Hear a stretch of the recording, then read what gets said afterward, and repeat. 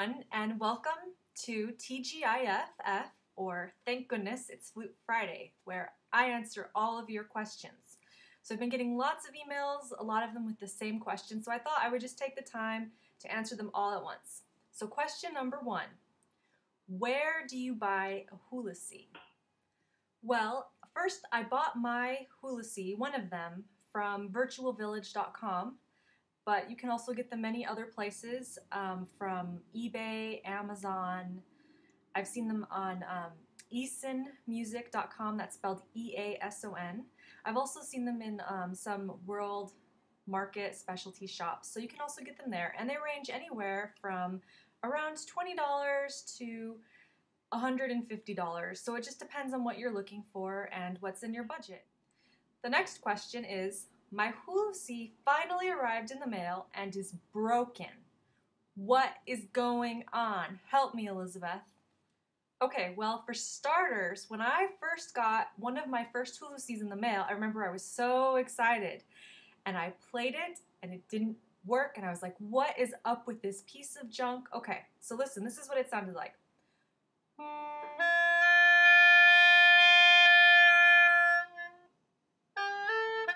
Maybe that's what yours sounded like. Notice it sounds like all the same.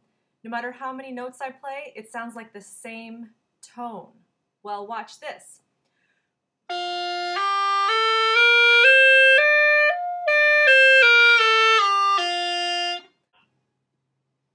Okay, so it just might take a little bit more air than you're used to playing with, I don't know, whatever instrument you started on, but just think about directing the air downwards, and you're just probably going to have to blow more than you're used to. The next question is, where do I buy a tin whistle?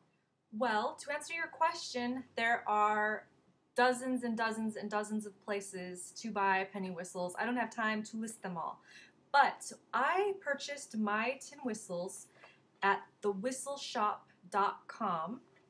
It's a great website. And the brands that I usually play on is called the Generation Penny Whistle.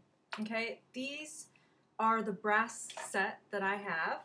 And I also bought a nice little case to go along with them so that whenever I travel, I can just close it up and go on to the recording studio. I also have another brand that plays really nicely. I got it in a specialty shop in San Francisco. It was around $12, $15. The Generation Penny Whistles at the Whistle Shop cost me around $7 a piece, so they were really quite reasonable. I know a lot of professional players, including myself. I've done recordings on Generation Penny Whistles, and I will be posting an example online so you guys can listen to it and be the judge. But I know a lot of people that have done movie recordings with Generation Penny Whistles. I also know some professionals prefer some called the Able Company, that's A-B-E-L-L, and those cost about $600 to $700. So I think it's just whatever is in your budget and whatever sound you prefer. Now here is a question that I've been getting over and over and over again.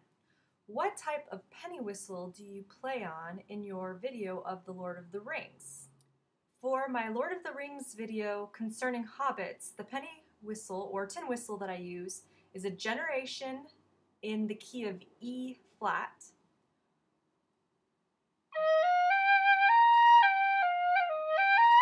Okay?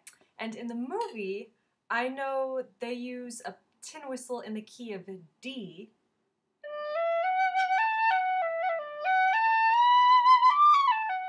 Elizabeth, what type of flute do you play on?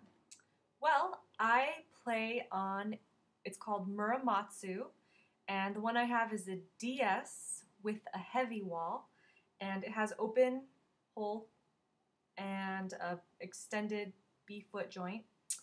And when I first started playing the flute, I played on a Bundy for a couple years, and then I upgraded to a Gemeinhardt for a couple years.